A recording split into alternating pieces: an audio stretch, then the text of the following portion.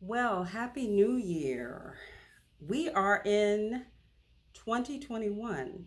Can you believe it? Oh, I am so happy to be here and to see another year. I am so blessed to be able to see another year. And I'm so blessed to be able to work with the people I've been working with in the past year with Spark Your Creative Coaching. My name is Sharon Burton, and I am the CEO and founder of Spark Your Creative Coaching for those who may not know me. And I am what they call a creative life advisor, creativity coach, whatever you want to call it. I am a person who believes that every person inside is creative, no matter what they may feel that they are. And so I work particularly with people at midlife who are looking to either reignite a creative passion from their younger or less seasoned days, or people that are maybe blocked from moving forward with their creative life. And these are people like chefs, artists, which I am a visual artist myself, so that makes me very much, qualified to kind of work with people since I've been dealing with blocks myself. Also, musicians, artists, designers, um, a lot of people that are in what you call in the traditional creative fields, writers, authors, that sort of thing. But what I thought I'd like to do today is talk a little bit about um, this year, some things that are coming up with Spark Your Creative Coaching, a little bit about my philosophy going into a new year and how some things are changing for me. But most importantly, I wanted to also talk about some tips for many people that I know and some of my clients that have indicated that this has been a rough year, 2020, and a lot of people fell off their creative game, including myself. It was very challenging when you think about the emotional and toil that the year has brought and how that affects our creative gifts and our ability to create and to move forward with some of the creative projects that we've had in mind. So, what I thought I would start with is every year I start with what we call, what many people call the word for the year. And last year, my word was worthy. And what I see my word of the year um, is sort of a guiding light for me. It's sort of my North Star. And I look at everything that comes across, whether there's opportunities to speak, workshops, clients, my own creative projects, and I measure it against that word. And when I say measure it, I look at it from example when I say worthy. Is it something that's worthy of my time? Is it something that reflects who I am as a person and the kind of experience and work and training and all that kind of stuff that I've engaged in to do what I do? And worthy actually worked very well for me. It worked well for me creatively as well as personally and professionally. This year, it is purpose. That's my word. Um, and I came up with purpose because as we ended last year, um, especially during the holidays, I began to really look at the kind of work I was doing. Being a coach and holding space for other creatives is very fulfilling for me, but it's also a big responsibility. And I had to really get clear on what it was and what my purpose was to coach other creatives. And the most important thing for me was to hold space for people and to help them spark whatever it was inside to be the creative person that they've always wanted to be. But in light of all that has happened in 2020, I began to realize how much important that is, that we find a way to express ourselves creatively and to share that with the world. And I feel that I'm in a unique position to do that, as an artist, as someone who's worked with artists in different iterations, such as a curator, as um, a coach in some ways of helping artists be able to sell their wares and to get their work out there and to be a champion for artists in a lot of different ways. And I had to really take in during the holidays what that purpose meant from a spiritual level.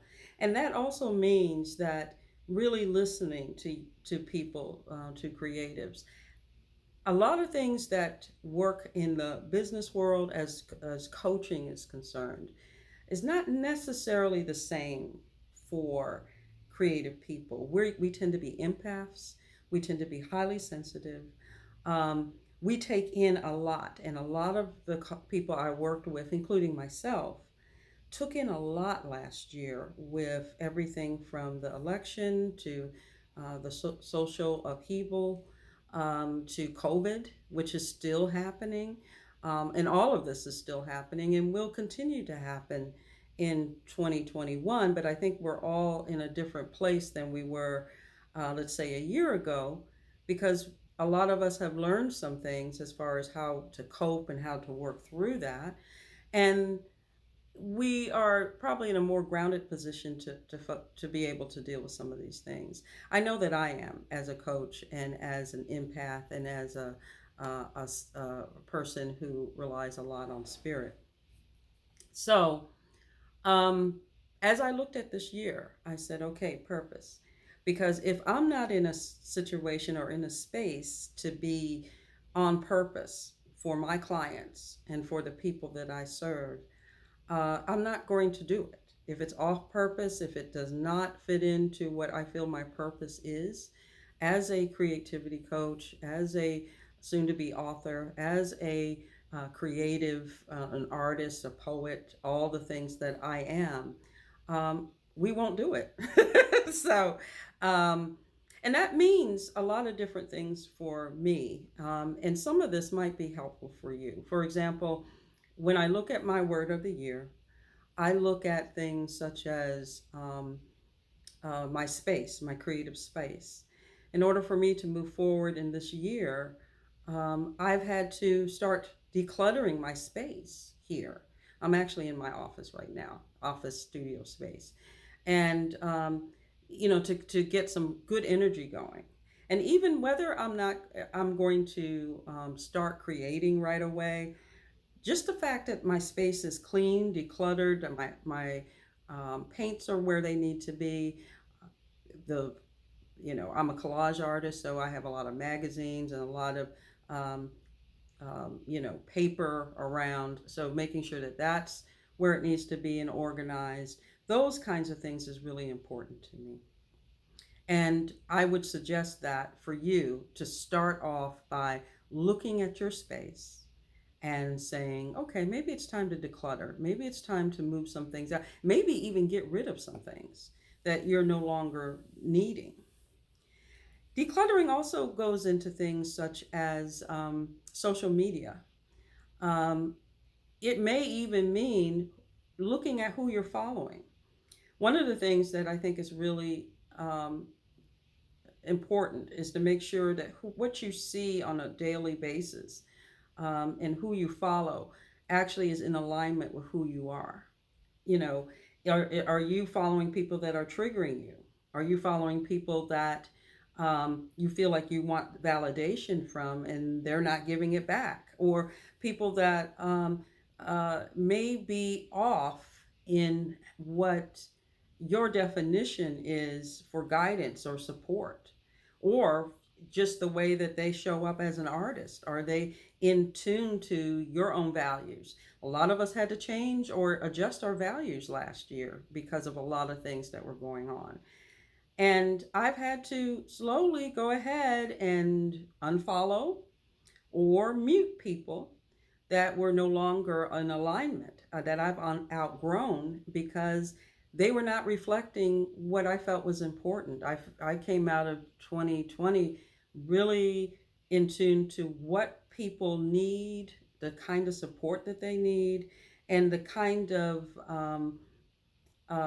messages that they were showing me.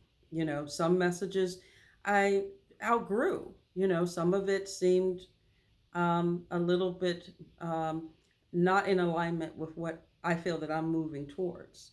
So that also may mean what you watch on television. I used to watch a lot of crime shows actually, and Investigative Discovery is one of my channels. But I had to kind of scale back on that. Why? There was a lot of negative stuff. I mean, it's very interesting to watch it. But when you're talking about people that are murdered or missing, and you know, in juxtapose that with what's going on, is that feeding my mind for me to be to show up creatively and positively? That wasn't. Um, I don't do the news. I usually do news a little bit on my phone, and I read what I have to read, and then I'm done. I don't watch the news. Now, some people like to watch the news, a lot going on, but I found that that wasn't working for me. The other thing that I thought I would share that was really helpful for me last year was doing rituals in the morning, particularly my morning pages. When you think about morning pages, which is the popular activity that Julia Cameron talks about in her book, The Artist's Way, that is a way for you to dump everything that's going on in your head onto paper, three long stream written pages. And some people say, well, you know, does it have to be in the morning? You know, it's actually helpful to do it in the morning because you can dump all of that out from the day before, and then you can start that day with a clean slate. I found when I didn't do my pages, my day was a little off kilter. As a person, and most creatives are like this, we keep stuff in our heads. Getting it all down on paper really helped me. Also, physical activity. I do a lot of walking. I do a lot of hiking, but I also do dance. And I signed up for belly dancing classes last year. And I talk about moving energy through your body and out. That was very helpful for me. So, as creatives, as empaths, as people like ourselves, we have to do things like to get what's going on up here and how we're thinking and how we're processing information out. The other piece that I think that's really important that you may want to consider is being able to take time to meditate. Um, I have been meditating for about 4 or 5 years on a regular basis. And I find meditations, particularly guided meditations, if they're done well, have helped me a lot. So I really suggest that you look at that this year. I will be offering some meditations that you can listen to, download for creatives this year. And so be on the lookout for that. There are so many other things that I could really go into, but there are three opportunities this year that you can work with me, or three opportunities this month rather, that you can work with me and be able to help you launch and reignite and get more excited about your creativity and perhaps be able to be more productive this year. And let me just put a pin on that, because when we talk about productivity, it is hard to be productive when the world is spinning off its axis, or it feels that way. But there are times that being productive, and I'm a fan of creativity as self-care, is important. And so even if you're not trying to create your novel right now, writing, even if it's short stories, just a little essay or something, is going to be something that you may want to do. Doodling, anything that just kind of prompts you to use your creative muscle, even if you're not in the mode of really seriously creating, is going to be important. So One of those opportunities that you can work with me this month, I am partnering with um, Delray Artisans for their Creative Spark book club. And I've been doing that for a little more than a year, about almost 2 years now. This coming Saturday, the 9th at 10:30 a.m. Eastern, we're going to be talking about this book, which is The Dance of the Possible, the most honest, completely irrelevant guide to creativity by Scott Burkham. And this is such a fun book. It looks a little thick, but it's actually not. It has, especially for us that are over 40. I don't know if you can see. You can see that the print is a little large, and it goes quickly, and it's a lot of fun, and it's a good book to start with. He has some great ideas to spark your creativity. So, and in a unique way. There's a lot of creativity books out here, but I like the way he approaches it. It's fun. He has a great sense of humor. Would love for you to join us. If you could check the link in my bio on Instagram, or if you can visit delrayartisans.org and look under programs. There's some information about the book club if you search around under programs, I believe. And you can sign up, and you need to sign up by, I think, by this Wednesday, so you can be a part of that. But we usually have a lot of fun. There's a lot of different people. You do not have to be a member of Delray Artisans to participate. It's a local art center in Alexandria, Virginia, which is not far from where I live. And so even if you're in Ontario, Canada, or in Europe, and you're able to join us at that time live, we'd love to have you. If you've had this book and would like to talk about it, or if you're a good reader that can knock this out before the end of this week, please feel free to join us. The other opportunity, I am offering a unique opportunity for creatives to get together for the new moon. As you know, we have moon cycles. There's a full moon, half moon, and all that sort of thing. And then there's the new moon. And the new moon is something that many cultures celebrate for eons. The Native American community, the Celtic, and a variety of different cultures across the world. And it's an opportunity to use the energy of the moon to reignite and start something new. And I am a person that follows the moon. I do a lot of rituals and observances around the full and the new moon. And I thought it would be kind of fun to bring creatives together, particularly those that might be a little stuck, to just gather, do some meditation, some reflection, some intention building for your creative practice. And it's just a sacred time, a time for self-care, to connect with other creatives and to work on your intentions and goals for the next 30 days. And I plan to continue to do it if it's something that people enjoy throughout this year. We'll do some meditation, we'll do some reflection, all kinds of different things within that hour. Excuse me. So if you're interested in that and want to learn more about that, if you're watching this on IG, Instagram, you can look on the link in my Instagram and you can see the New Moon Gathering, which is going to be January 11th at, I believe it's either 7 or 7:30. 7:30, I believe. But anyway, I would love to have you. Spaces are actually going pretty fast for that one. It is free, and would love to have you be a part of that. If you can register really by this Friday, you'll be able to get a worksheet that you can use during the program, and it will give you an opportunity to really think about your creative goals and objectives and intentions going into the first part of the first quarter of this year. So I would love to have you. I think it's going to be a nice sacred time. So if you get into the whole moon thing, please join me. It's actually moving pretty fast. So we may not have room by the middle of this week, but get your registration in as soon as possible. Um, the last thing that I wanted to, well, actually, I think I said three. There's four things that you can do during the month of January with me.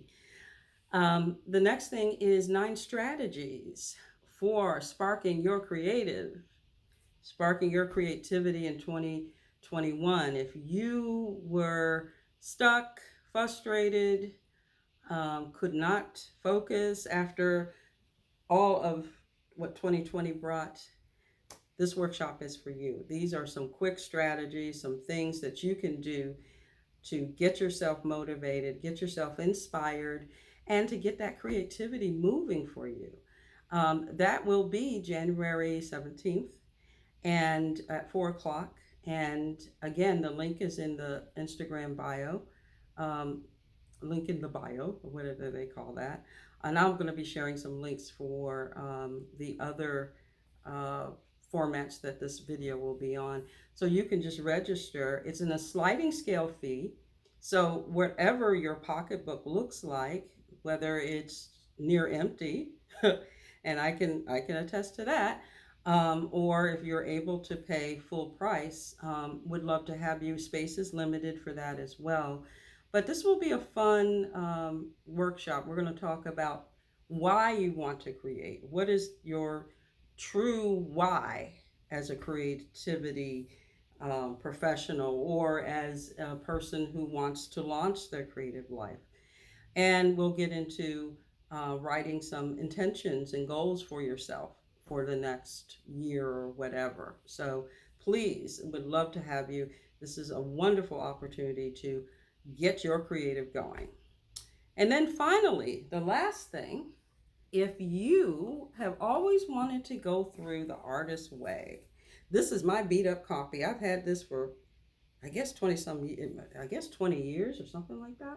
So this is like the old school cover of The Artist Way, A Spiritual Path to Higher Creativity by Julia Cameron. I am doing I guess what you call an abbreviated version of The Artist Way, the 12 chapters. We're going to do it in 10. And once again, I'm partnering with Del Rey Artisans on this, and that starts on January 25th. And we'll go for 10 weeks. We will meet by Zoom. And matter of fact, everything I've talked about will be meeting by Zoom. So no in-person kinds of things. But if you're interested in the Artist Way, you do not have to be a member of Del Rey Artisans to participate. I'm probably one of the lowest cost workshops for the Artist Way that I know of that's available. And so you may want to check it out. It's only something like $125 for the 10 weeks. You get in addition to reading the book and going through the chapters, you get an opportunity to participate in a private community for all of the Artist Way participants. And it's not on Facebook. So you don't have to deal with Facebook and all that Facebook. I'm not against Facebook by any means, but I like to take everything off of Facebook and have an opportunity for people to share and engage. And so you'll have a chance to do that. I also have invited artists, musicians, writers, poets to come and speak to the group, people that I know, to talk about their artistic and creative journey and to give you an opportunity to talk to people that are in fields that are similar to yours. About their creative journey. So, and we've done field trips in the past, but because of COVID, haven't been able to do that. But I'm thinking this time we might do sort of a online kind of open share.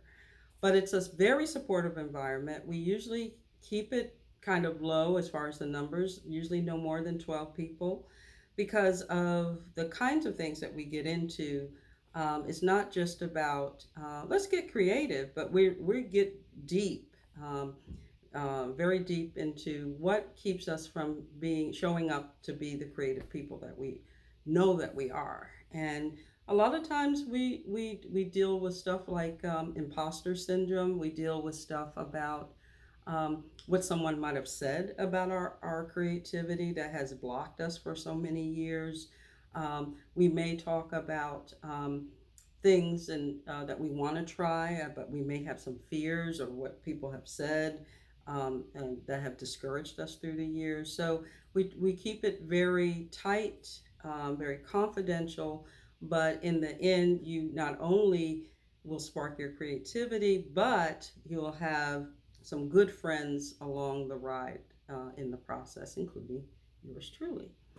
So that's what it looks like for January. And I am, again, just want to say that I think as we go into 2021, the biggest thing that am I want to say in closing is that it's going to be very imperative for us as creative people, as empaths, as highly sensitive people to take care of ourselves. And I want to be able to offer more opportunities, which I will be sharing as the year goes on, for us to do that and for you to do that, particularly as you move forward in the year. Because if last year was a disappointing year as far as your creativity, this year doesn't have to be, even with all the noise and all the mayhem that may continue and probably will continue during 2021.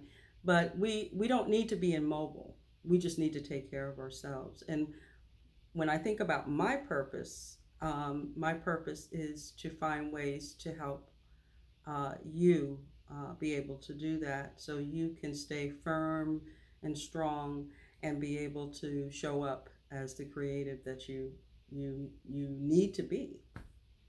So just wanted to pop on, share that, let you know that it's great to be able to work with you another year. I'm looking forward to all of the things that are coming up. Um, but most importantly, just want to share that as my word of purpose is for 2021, you are my highest purpose. And I look forward to working with all of you. Take care, stay safe, and God bless. Thanks.